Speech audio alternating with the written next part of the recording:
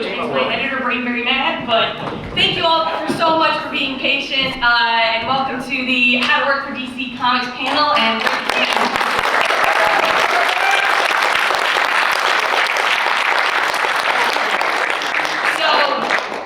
my name is Katie Kubert, and I'm the group editor in charge of global publishing innovation at DC, GPI, or Team Guppy. So we like to fish where the fish are. So we make a lot of fun projects for like getting new fans in the door, or people who've never read a comic but they're super passionate about video games or our media stuff. So that's pretty much what I focus on. And I am beyond thrilled to have this like superstar panel of talent, except for Chip. I broke him. No, I love everybody. I'm so happy to have everybody on here, mainly because I love all of them, and you guys are in for a treat. So heading down the line, I'm very happy to have Mr. Jorge Jimenez here. That ENT, we've got Mr. Chip Zdarsky. And the wonderful Jean Ha. And Ms. Jenny Frison. And our incredible Mr. Tim Seeley.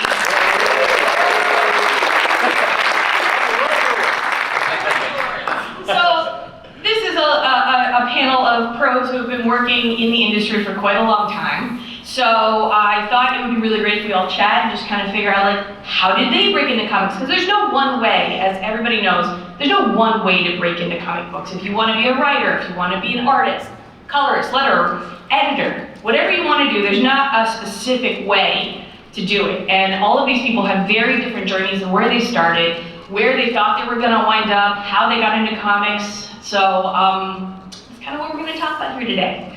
So I don't know who wants to start, but I would love to know, maybe Tim. Sure. What did you think you wanted to do, go into comic books, or did you just kind of fall into it? It was that, or be like an FBI agent, like a sexy space FBI agent. That was 40. Yeah. But actually, I'll tell the story because it's on the DC side, right? We're at the DC one, so I'll talk about how I got into DC. That would be lovely, because it's also different between companies. Yes. Breaking into working for smaller publishers, breaking into working for Marvel, everything's very different, and breaking into DC, they're all very different ways of getting into comics.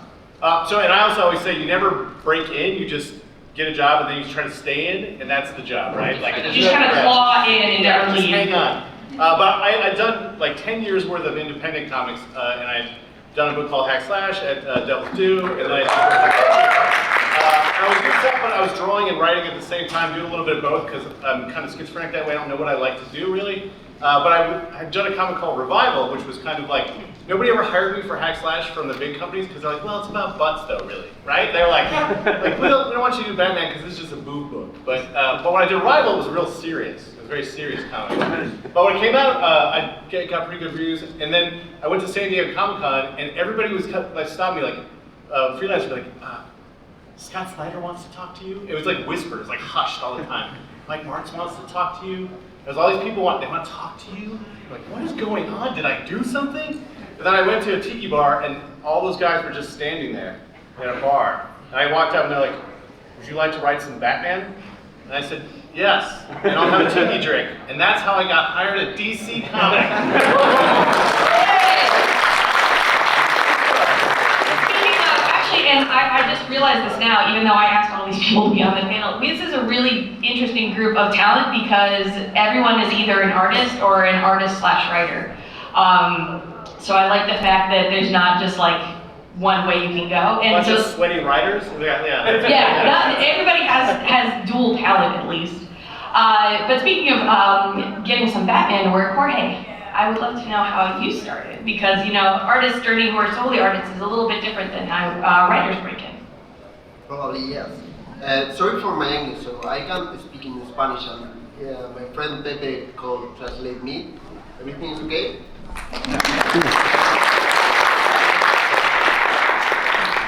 A ver, mi historia es un poco diferente. Yo vengo de un pueblo muy pequeño del sur de España en el que no tenía referentes dibujantes. Entonces yo me dediqué al deporte porque yo quería ser un deportista.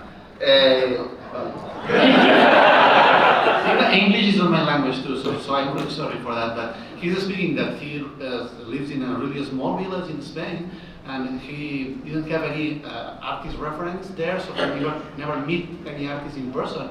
And he was young, he wants to do something about the sport. I don't know why, but he wants to do something. Pero sin embargo yo desde muy pequeño he dibujado muchas horas. Cuando era niño todo el día estaba dibujando. Dibujaba como toda la mañana, toda la tarde, era mi juguete. Entonces siempre he llevado dentro un dibujante. Y aunque estudié educación física, hice una carrera de educación física, finalmente me llamó el dibujo y decidí hacerme dibujante de cómics. And he always draw, always in his life. His toy is not something to play, he's always drawing. So he is studying the sport career, but he continued drawing. So he arrived to one moment that has to decide, and he saw that the art of the draw feel more than the sports at 23 years old. Exacto. Entonces empecé a hacer páginas y empecé a moverlas por los diferentes eventos y un día me vieron un editor y me dio mi primer trabajo, que fue para una novela, una adaptación de Ray Bradbury, y fue muy especial para mí. Eso me llevó a Transformers y luego hice Jurassic Park y de ahí salté a DC Comics. Okay, he started to go to conventions and finally he got a job to do a story of Ray Bradbury. And then he started to move to first Transformers, Jurassic Park, and at that point he jumped to DC Comics. Eso fue. I love it. I was going to say something about sticking and holding on. You're not Chip, how about you? I know you've had a little bit of a different journey and for a writer and artist. I would love to know how you started and how you stuck. I have no idea how I stuck. I'm sure most readers will agree. But I worked at a newspaper for most of my career. I spent like 12, 13 years as a graphic artist at a paper called National Post in Canada. And kind of slowly but surely I started writing for them and drawing. I did weird stunts, like I ran for mayor in 2010. I was an advice columnist, shockingly. I gave people actual advice. But in the meantime, I was just kind of making my own black and white comics and selling them at shows. Really just for fun. I didn't think I was going to do it as a career, but I do like one a year. So it's not like you can survive off one comic a year. But I was friends with Matt Fraction from way back on message boards back in the early 2000s. And it was during the time when he was at Marvel and he was kind of leaving Marvel, like he was kind of on his way out, he had that kind of rise, and it's like, oh god, I hate X-Men fans, I gotta get out of here. X-Men fans! I think every X-Men writer goes through. And he was kind of on his way out, and I was getting tired of the newspaper, and I said, we should just make something stupid together. And he had this idea for a book called Sex Criminals. Parents here can explain it to the children that are in the room. Good luck with that. And it was such a stupid idea, I said yes immediately, and we kind of thought it would last 3 issues, and that's it. Like, he warned me, he's like, this is going to get canceled really quickly, so we're going to have to hope that Image will let us do 5 issues. I'm like, oh yeah, sure, of course. I didn't really care because I didn't have an idea to move into comics. And then it took off, and so it became a thing, and I worked at the newspaper and doing comics for about a year before I had to kind of make the choice. And at the time, an editor at Marvel approached me to do a cover, and so I did the cover. I did it quickly, a week ahead of schedule, and he's like, oh, I like this guy. And then assigned me, because he knew, he bought one of my comics back in like the early 2000s, like this all ages black and white book from San Diego Comic-Con. And so he's like, oh, I know you can write as well, because I've seen you writing for the newspaper and writing in this, and would you write a 2-page thing for us? I'm like, yeah, absolutely. And so I think I made it like 32 panels a page. Like just like, I put every Marvel character ever on it, because I'm like, this is my only chance. Like, I'm never gonna write or draw these characters ever again. But again, I did it a week ahead of schedule. He's like, I like this guy. That is our kryptonite, is earliness. Yeah, and then Guardians of the Galaxy, the movie came out, and the Monday after it came out, he called me, hey, did you see the movie this weekend? I'm like, yeah, it was really good.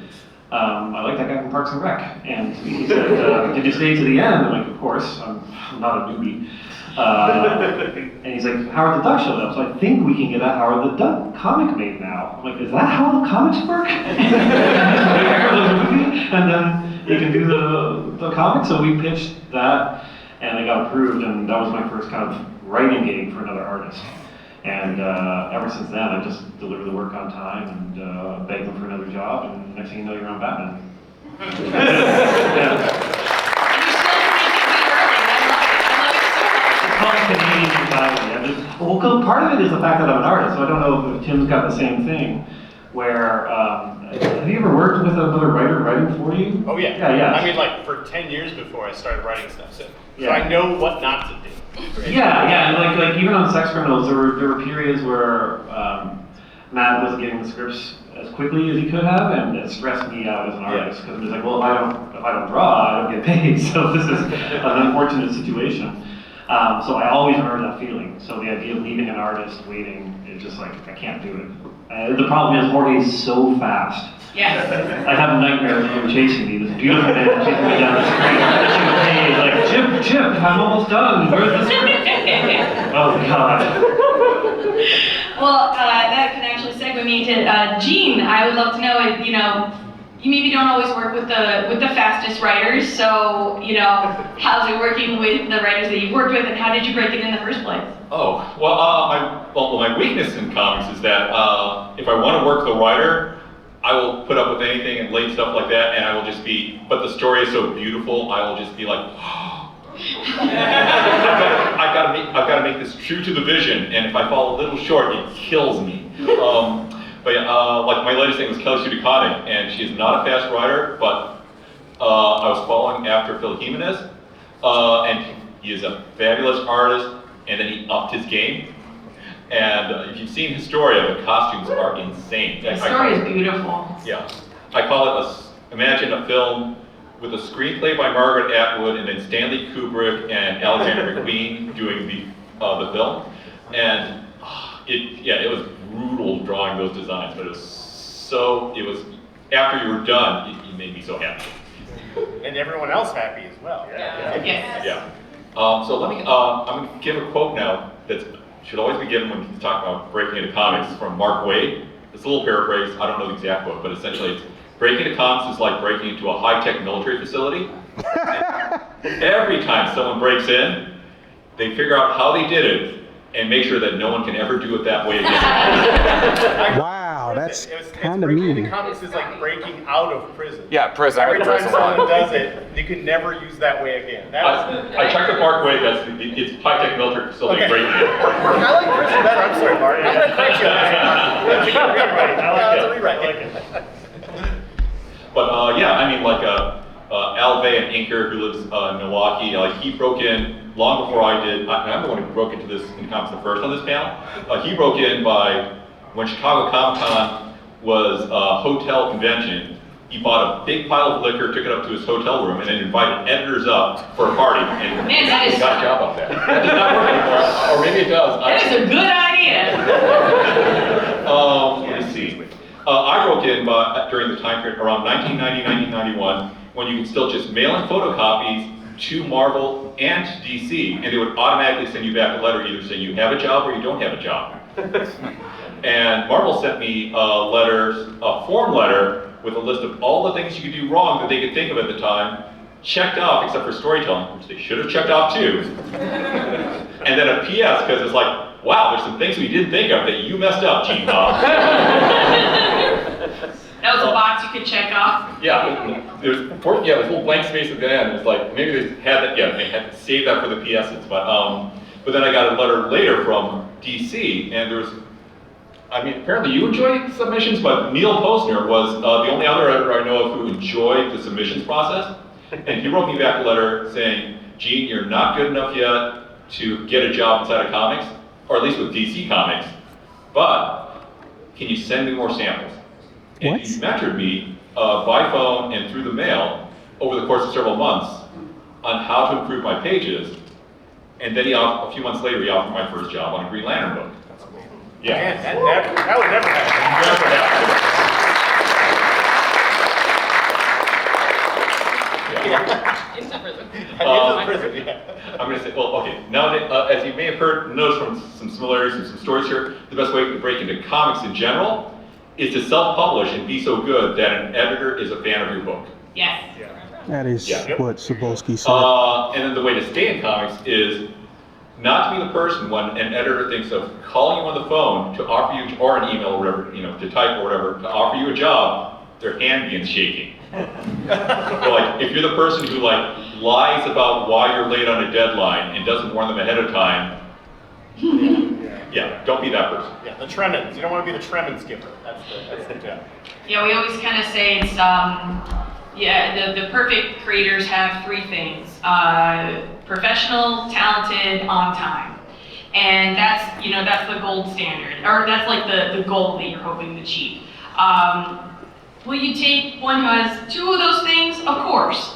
Will you take someone that has one of them? It depends what kind of bind you're in. But yeah, we always try to find professionalism, meaning you're professional and human, on time and talented. But Jenny, I don't know your breaking in story at all. I would love to know how you started, because you make these amazing covers, and it's so hard and I tell this to people I do portfolio reviews to now, it is extremely hard to break in if you're just a cover artist, like if that is your sole amazing talent. Yeah, so I created. Tim will attest. Yeah. So there were a few ways that I broke into comics. I had actually gone to Kubert School. I used to do that. After the Kubert School, I moved back to Chicago, where my sister lived, and I didn't know what to do. But I had heard that there was a drink and draw, so I gathered myself together and went to this drink and draw and met Tim Seeley. And Scotty and I started that drink and draw, Scotty Young and I. So that was our goal was to net artists. That was our goal. Well, it worked for me.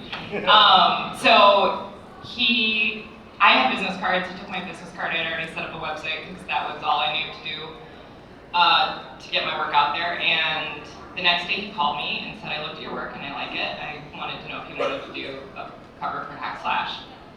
And that was my first professional job. That job led to another job. Those jobs led to some other jobs. Meanwhile, I had gone to San Diego Comic-Con and Chicago Wizard World. It was Wizard World Chicago at the time. And I had done portfolio reviews. I had submitted to the DC portfolio review several times. I don't think that those specific reviews ever got me any jobs, but it did get me in front of editors, and so they knew me. Eventually, I think Mark Chiarello ended up stopping at my table one year, and that's how I started working for DC, and I think it was for iVampire. And then years later, when Tim was doing legitimate comics with Revival, by this point, by this time we were practically family, and he asked me to do all the covers for Revival. And then, exact same thing has happened with him. Shelley Bond saw my work on Revival, and she asked me to start working for Vertigo. And so that's how I kind of started working for Vertigo. But I remember when I was first starting to work, and Tim will attest to this, at the time, cover artist wasn't really a job, and I think I got very lucky that I kind of broke in at the right time. But every editor I would talk to would sort of kindly explain to me that that's not really a job. I either have to work on the insides, and then I can do the cover, or get so popular that people request me for the cover, I can't just break into covers. And I just really felt like I had something different to say than what there was already, and then that alone could, if I tried hard enough, could become a career. And I think I just kind of magically landed at the right time, and more editors were open to that, and like I said, every job led to another job until I'm now a cover artist. And other people are too. Especially with things like fan art and all of the different ways you can post your art, and how big the fan community is for artists that are making their own independent stuff. People they've got other things to say on the cover, and sometimes if I'm very lucky, people will buy the comic just because of the cover, and sometimes they'll buy more than one copy of the comic just because of the cover. So, yeah.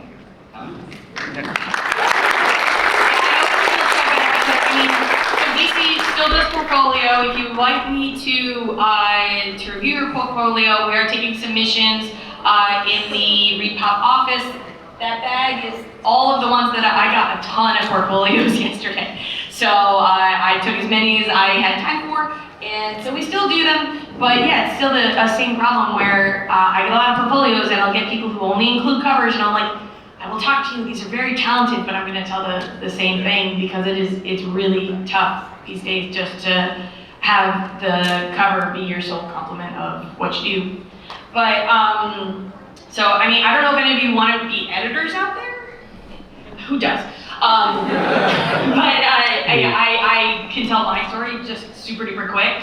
I never thought I was gonna go into comics. In fact, I actively avoided it because I have some family in the industry, and just a couple of them.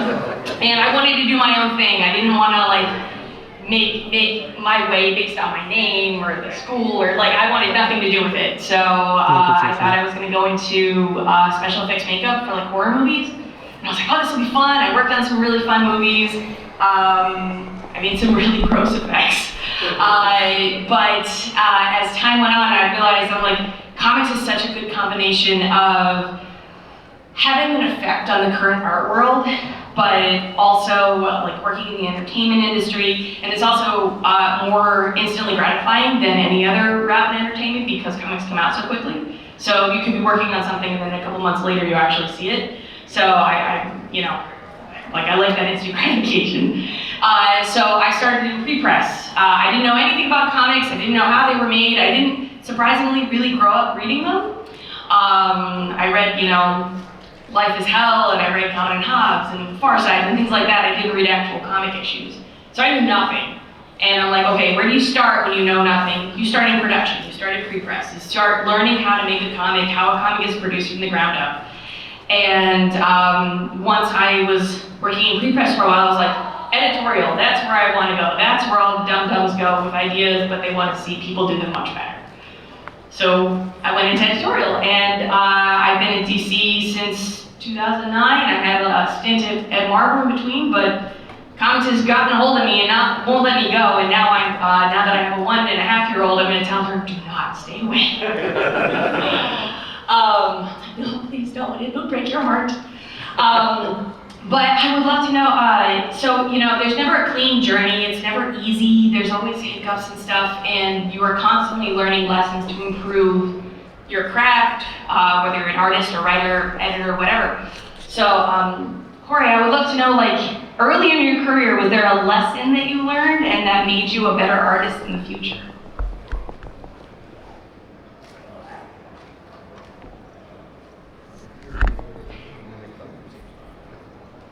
Or were you just perfect from the start? It's just no, I was fine. Translate for you.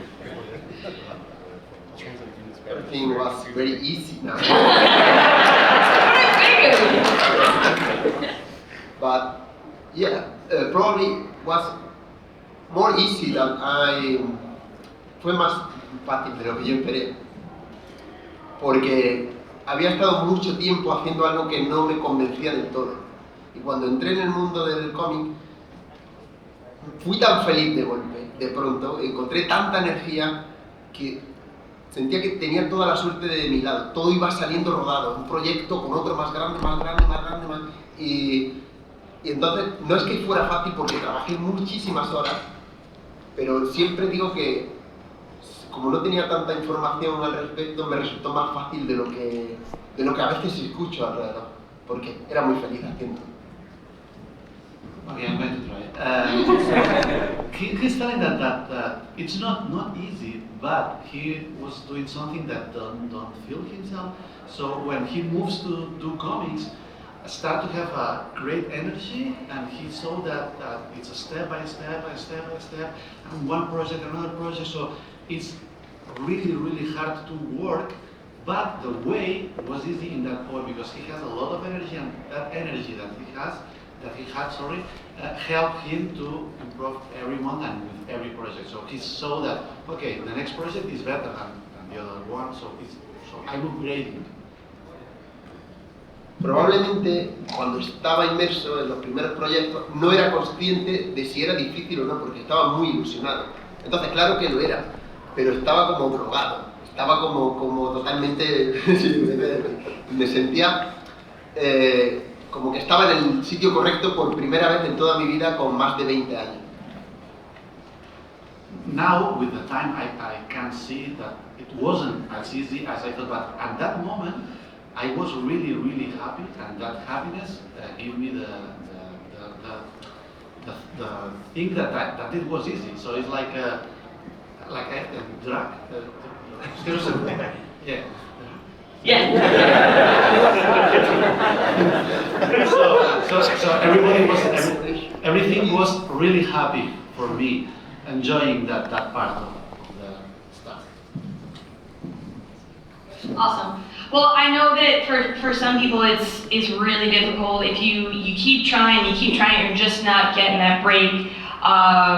You know, Jenny or Tim, like, I mean, Jenny, you went to school and you had your portfolios done, and Tim, I know you had started out in one way. Was there ever a moment where you're like, what am I doing? Should I, like, how did you either overcome the moment of doubt, or like, what was the impetus to be like, no, this is what I want to do, I have to keep going? It's quite frankly the only thing I've ever been good at, so I didn't have a lot of options. I don't know. I want to say something that you said, is that comics will break your heart. You have to have a thick skin. Creativity in general and putting yourself out there is so exposing, and comics is very, especially I think for creators, very isolating. You just have to love it enough and want to create enough, and I think, like, there's certainly been jobs where I thought it was one way, and then another interesting thing about covers is they're the first thing that's done usually because they have to be in the advertising solicitation catalog.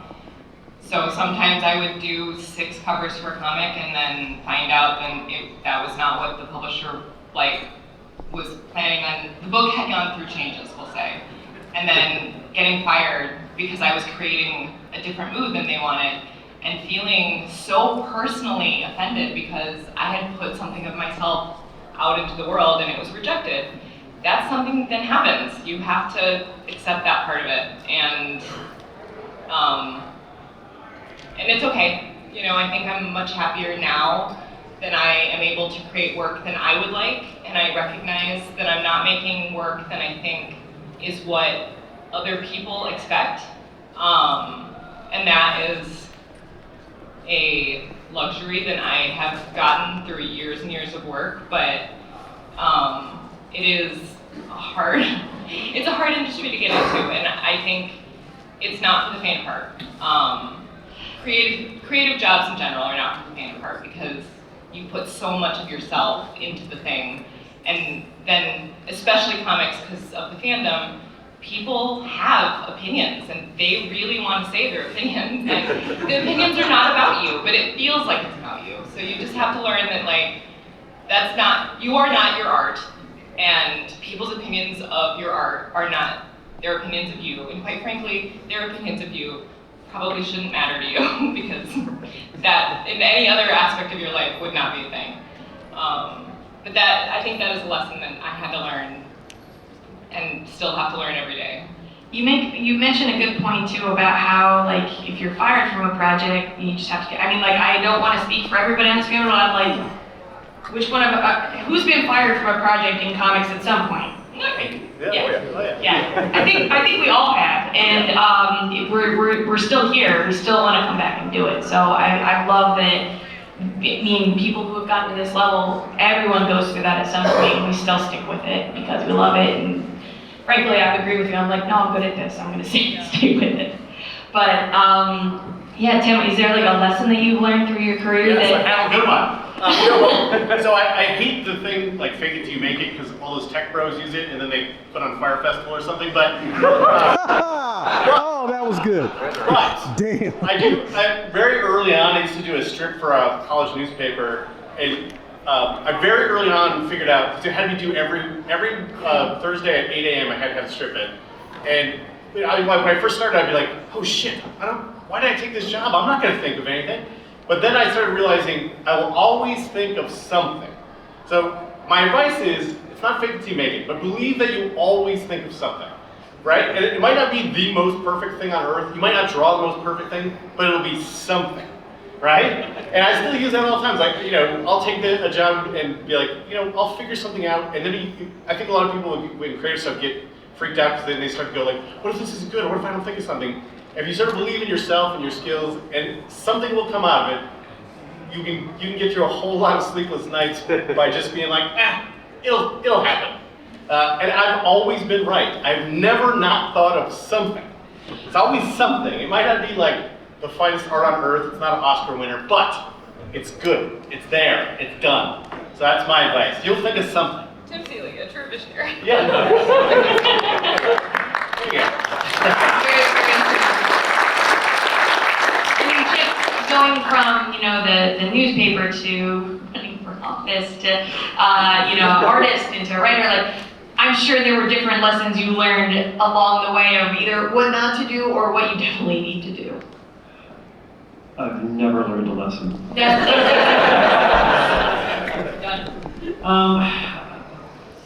There are things I think I kind of knew going in that were just reinforced as I went along. It was very hard because like Howard the Duck was the first thing. And I wrote the script for Joe Quinones, and then he sent me his art back, and I was like, that's not how I would draw it.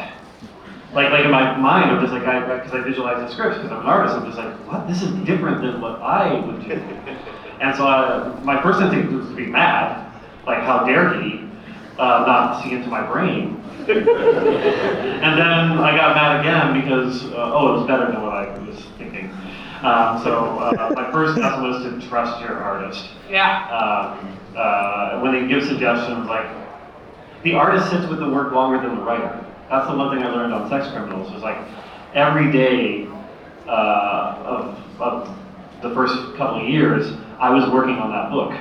But Matt was working on that book for a week of every month, right? So while he's still thinking about characters and stuff, I'm living with it. So like, I kind of know the world almost more than the writer. And so when I made a suggestion that he was a guy who's been doing it for a long time, so he understood, like, okay, take the artist suggestion or at least consider it, because they sit with it every day if they're drawing, because you're drawing for 8 hours a day. On a book at Marvel or DC, if the artist says, hey, actually I kind of feel like maybe this would work better, or blah, blah, blah, you listen to them and take that into consideration. I mean, we just had it, like we were working with Mike Hawthorne on an issue, and he wrote back and said, hey Chip, I don't know about this panel. Maybe it should be like this. And your response was, how dare you? Yes. And also, you were absolutely right. Yes. Actually, I have the receipt. That's exactly what you said. That's exactly what I said. Because they know what they're doing better than you know what they're doing. So really trust your artist. I think that was kind of the big thing. And also, the other lesson was just like, when I got into Marvel, like, when you're working on Howard the Duck, no one cares. No one cares. That's not true. Who cares about Howard the Duck here? George Lucas. You're all liars. Every last one of you. Like, nobody cares in the sense that, like, you can do whatever you want on that book, and it'll come out, and some people will read it, and they'll like it, and that's it. Once you move up to, like, Spider-Man or Batman, it becomes a totally different thing. Yeah. And you've got to really consider, like, the larger picture of the company and stuff. Like, if you give Batman a haircut, the toy department needs to find out. If I shave Howard the Duck, no one needs to know. You're also shaving a duck. I'm shaving a duck, yeah. Yeah. It's a good euphemism. I'm home shaving Howard the Duck. But when you're writing the lower tier characters, you can really take ownership, and like your ego can maybe go a little wild. Like, no, the Howard the Duck will only do it this way, blah blah blah. But you can't be that way if you're doing X-Men or whatever. Like, because at that point you really do not own those characters. Like there are a lot of considerations around them. So you have to kind of trust your collaborators even more, listen to your editors more, because the company kind of depends on Batman and they can't screw him up that much. Well, it's the thing that they always say, and it's always advice that I've heard, is that these characters existed long before I was born and they'll exist long after I'm dead. So, my goal is to not screw them up in the short amount of time that I have. I mean, it'd be amazing if I ruined Batman to the point they were like, no more movies, no more TV shows, cancel the video game. Like, he's ruined this character completely. That's my goal now. No, pretty good. Pretty good. Time to elevate Firestorm. That's all we've got. I hear one of the other editors cheering in my head right now. Some big Firestorm stand. But I pitch that character every 5 years, so it's about time I pitched him. I just love Firestorm. Love Firestorm. Just as a note to writers, no editor at DC or Marvel is interested in your pitch for the greatest Wolverine or Batman story ever. But if you have a really compelling story where you can take Plaid Lad, obscure one-issue character from the Legion of Superheroes, into a major property and something that everyone will love, that's interesting. That's solid advice, but I also feel like the world has changed a little bit, where it's like, no, actually, we'll take your Wolverine story. I will also say I have so many Creeper pitches that I love Creeper. Everyone loves Creeper, but Oh, the no one character. buys him. So I can never approve your Creeper pitch as much as I love him. Marvel's version of that is Speedball. Whenever I make I'm going to relaunch Speedball, I just get everyone wants to relaunch Speedball for some reason. I know. So for some reason, all of you need to just buy a lot of back content for Creeper, and then we'll be like, oh, why is this character popping right now? Oh, we should make more Creeper stuff. But Gene, is there any lessons that you've learned over the years, and how those kind of affected the future of how you approach comics? I'm just gonna say that, you mentioned before, how you started off in movies and then you moved into comics, and you're talking about how you can actually, as an individual, have an effect. And if you work on a movie or you work in animation or a big video game or something like that, you're working with a team of hundreds, and things are being done by committee, and there are style sheets and all these. It's very hard to be an individual on one of these projects. Even if you're in leadership, it's really hard to be an individual. Comics is the garage band of visual storytelling, where 1 or 2 or 3 people can make this amazing story that just grabs your heart and takes you to places you didn't want to go, but find out you want to be there. And it can be very individual. And we can do things that are way more experimental than, for the quality of storytelling and the visual grandness that we do, we can do something that you just can't get approved for a movie or for something bigger that requires actors or something like that. There's no budget. Yeah. There's no budget. Yeah, and especially if you're doing it yourself as self-publishing, you can get really crazy with it. Look at me. Yeah. Also, Who let loose that we're gaslighting Chip here? He wasn't supposed to know that. You gotta see Your artist hands are so smooth and silky. I did not go into carpentry, but yeah, having that individual voice, especially in the age of AI, is really important, and you can let it be, and comics is the best place to let it be heard. That's great. That's good advice. That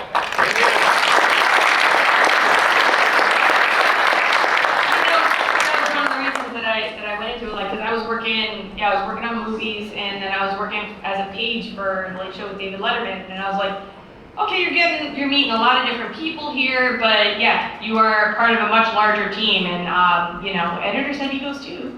And I'm like, no, I want to get in there. I want to work on comic books. So, it was a good place to be. So this is kind of a silly question, and I know I'm kind of springing on you guys because you didn't actually have time to think of it. But if you did not work in comics, okay, not work in comics, what would your job be? I have an answer already. Only because there was a point in my life where I was like, do I marry my high school boyfriend? Or do I leave to go to the Cooper School? I mean, a choice. At the time, I was going to be an esthetician and be a massage therapist.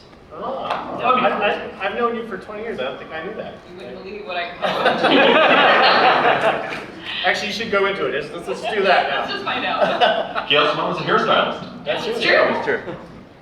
I was Gene was a face massager.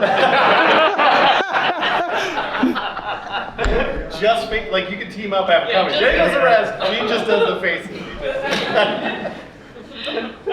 Does it count to teach comics? Because No, it can't be in comics at all. Can't be in comics at all. No. Well, shit. I'm done. Oh yeah. Yeah, I mean, just in general, I think like I've always liked publishing. I could work in some other publishing because it's a thriving industry. So some other publishing thing like books. The books are great. Those are doing well. Okay, magazines, hell yeah, I can do that. I like it. Okay, but if you did not work in comics, you were not an artist, you're not a writer, you were not. Well, what would your job be? What would your profession be? Sports. Football. Not exactly that. Acting is my favorite part of my artwork. Acting of the characters. So, actor. That's a good one. Because I also like Yeah, he's seeing pretty enough. how people incorporate what their other passions are. What their other passions are and how they wind up incorporating into the comics or learn that from comics. So it's great. Sorry, let's ask again. That's okay. Ask again. Ask again. Yeah, because I didn't listen to you. Oh, he He answered. answered in English. Is it in English? Your question. He already answered. You're okay. You're fired. How dare you sneeze back Chip, would you critique restaurants? You think? Oh, probably. This is a little bit of a weird story, but so before comics and newspaper stuff, I was a freelance illustrator. So I do illustrations for magazines and newspapers. And it was an okay living, freelance, a little hard. But before that, when I was a teenager in college, I worked at a hardware store, which I sold people like electrical stuff and plumbing stuff, and I really, really loved that job. And so one day as an adult, I went to that same hardware store to like buy some stuff, and there was a family there who were trying to figure out what they needed to buy to fix a lamp. And the team on staff didn't know. And so I jumped in, I'm like, oh, you need a 524310, you need to strip the wires, you need to take this and wrap it around here, tighten that, cover this, blah, blah, blah. I showed them exactly how to do it. And I was walking home, and it was winter, and as I was walking, I started to cry. And I realized I was crying because I hadn't felt that useful in years. Because illustration was window dressing for articles, and like no one cared about illustration. You don't get fan mail, you don't get conventions for illustration, you're not really affecting anyone, at least I wasn't. I remember coming home to my wife, and just like, I might quit the newspaper job and go work at a hardware store again. Because like, you genuinely help people. And I think like on the other end of comics, when I'm fired next year, I can legit seeing going back to something like that, where I work at like in a service industry, a hardware store, because like you can actually help people, and those jobs I think are super important, and they can give you such joy on a deeper level. And also you go home at a certain time, you don't think about plumbing and electrical unless something's wrong with your house. It doesn't keep you up. Yeah, like comics is like, I strive very hard to make sure like I clock out at 5. But you're still kind of thinking about it. Like comics is kind of like an all-encompassing thing. And I like the idea of just a job that helps people, that at the end of your shift you go home, give your wife a little kiss, make her some dinner, give her another little kiss. Go to bed, give her a little kiss, and then go to sleep. That's all I know how to do. He's Canadian. Oh yeah, sorry, kiss in Canada translates to something filthy. I'm so sorry.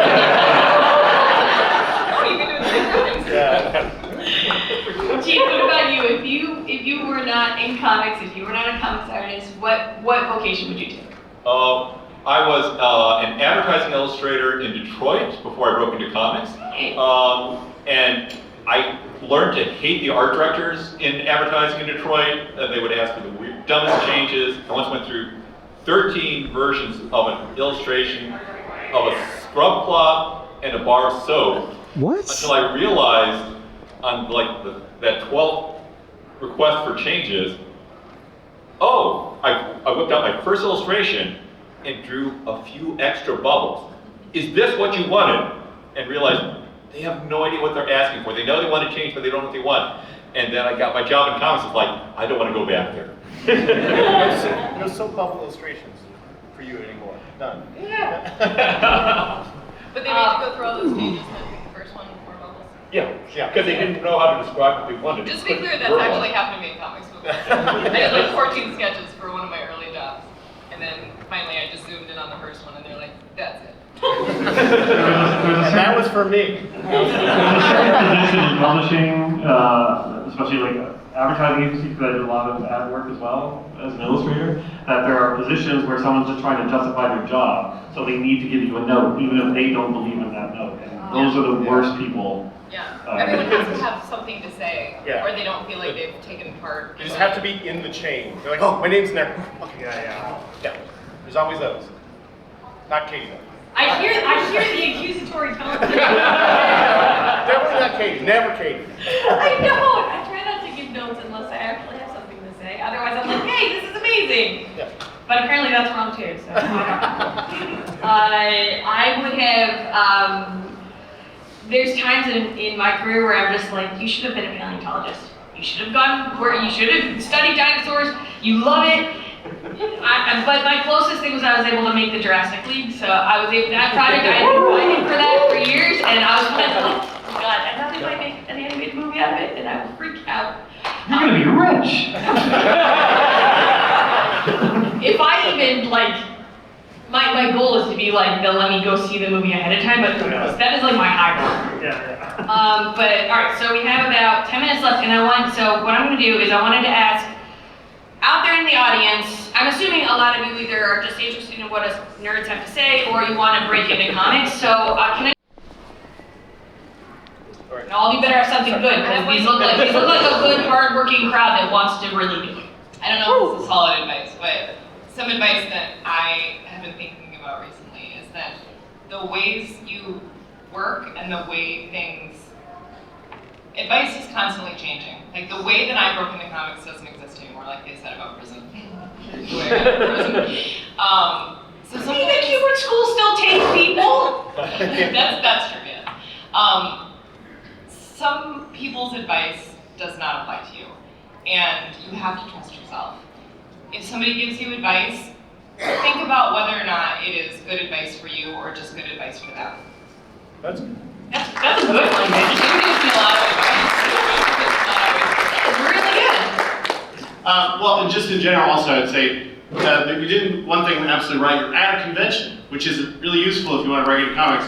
Yes. And if you're a writer, the reality is no one wants to read your script, ever, just period. So if you want to write into comics as a writer, you should find an artist. So I hope when the writers, when you looked around and you saw the artists raise their hand, that you wrote down where they were sitting, because you need to go get them and work on something together. Because comics is often a collaborative medium, and it works often best that way. So if you can work with an artist, you can get something out that someone will actually look at. Because just in general, humans, when they pick up a script, their eyes glaze over and they kind of just start to pass out.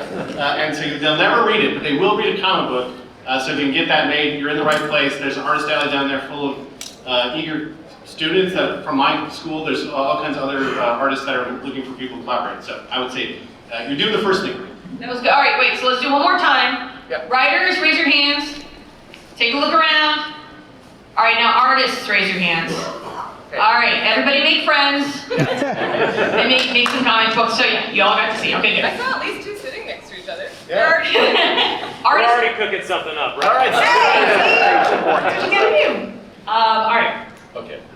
Just some very quick advice now for people breaking in. A lot of people are doing their first projects as webcomics, and watch out, a lot of the webcomic companies are getting way more creepy, predatory, evil with their contracts. Read those contracts. Don't feel you have to sign with any specific company with your dream project. If you know anything about like the story of Tokyo Pop and all these creators who in the early 2000s created their dream projects there, I remember and that. never got to work on them again or see a profit from them again because Tokyo Pop owns them and isn't doing anything with them. Line Webtoon is reportedly changing their contract, and a lot of people don't understand the terms of it.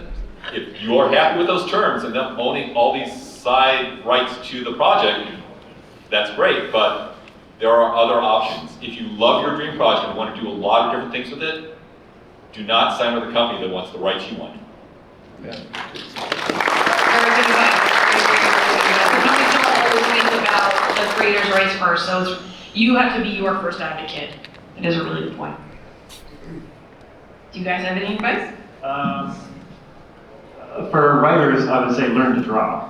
And it sounds like an insurmountable thing, but one of my favorite breaking stories was the writer Ray Fox, who did a bunch of great stuff for DC and still makes awesome comics. I love Ray. He's the best, and like at one point, at the age of 30, he couldn't find an artist, and so he taught himself to draw. Like at 30, and he'd come out of my studio and he'd show me the work. Like, yeah, it's getting better. Still not, publishable really. But he self-published his first story called Mimabor, and handed out to editors at San Diego Comic-Con, and editor Vertical was like, the story's great, the art, so-so, but we want to remake it here and hire a new artist to do it. And so he got in by making comics, by learning. And the nice side effect of all that is you become a better writer because you understand the art now.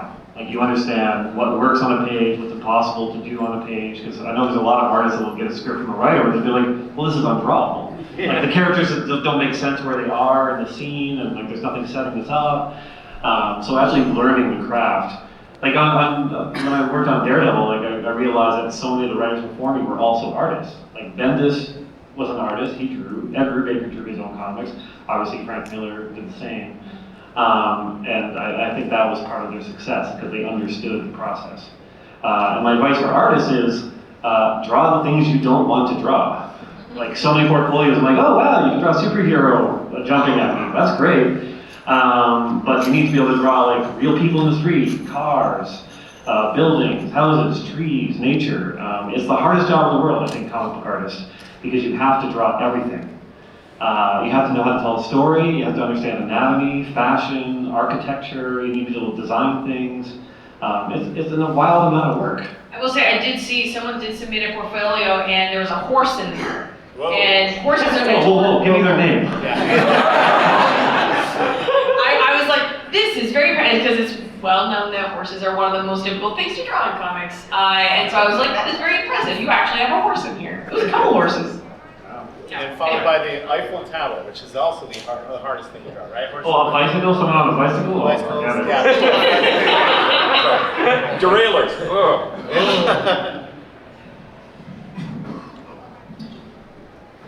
Personalmente no me gusta dar muchos consejos porque creo que lo que a mí me sirve puede no servirle a todo el mundo porque cada persona es diferente, pero personally I don't like to give a lot of advices because something that can work for me maybe doesn't work for another person. But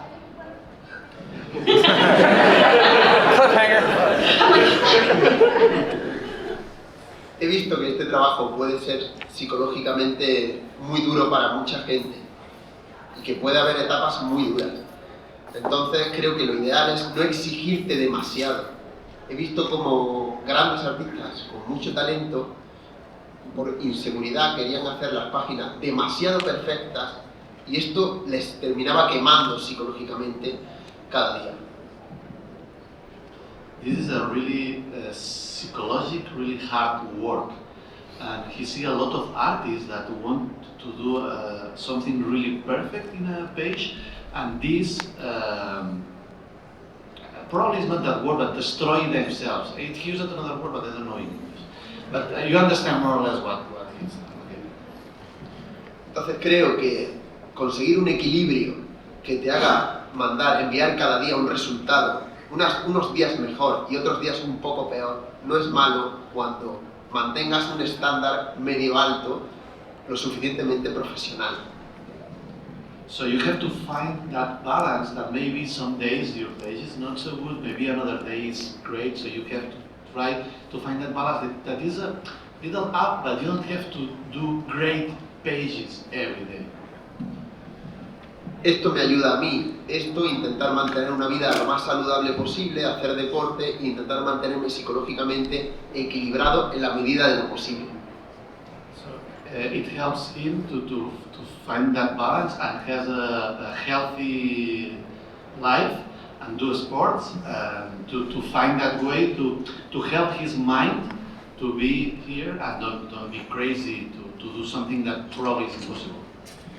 Como he dicho al principio, cada persona es un mundo y simplemente tienes que encontrar tu forma de estar feliz haciendo lo que haces. But as I told at the beginning, everybody is different and you have to find a way that you are happy doing that work. That is really good advice.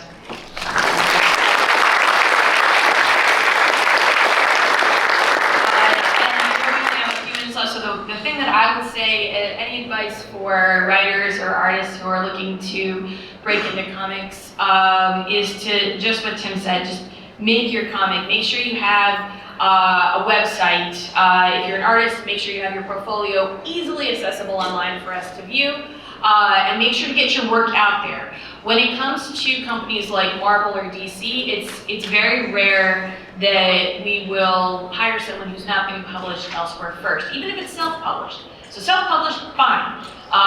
You want to put your comic up anywhere, as long as it's something to read. Tim's also right in that I don't want to have to read a script if I don't have to. I have plenty, Chip provides me with plenty. So if you are a writer, I'm not saying, you know, an editor will never read your script if it's just scripted, but there is 1,000% better chance if you get that art drawn. And just, you know, start making friends, because a lot of the ways that a lot of people break in, even today, is by like who they know, who they can talk to, how they can make friendships. So yeah, walk around Artist Alley, meet other creators, meet other friends. Because the next generation of comic creators is still coming. Like, you know, we're working on it right now, being like, okay, who can we invest in? Who's got the talent that we can kind of sculpt and create and help like make better comics? And you guys can do that. So I would say just, you know, don't let it get you down. If you're not getting to the point where you want to get, you're not the, you know, immediately as amazingly published as these wonderful people up here, but it takes work and it takes time. So just make comics. Just make comics, that's all I can say. So I just wanted to thank you all for coming.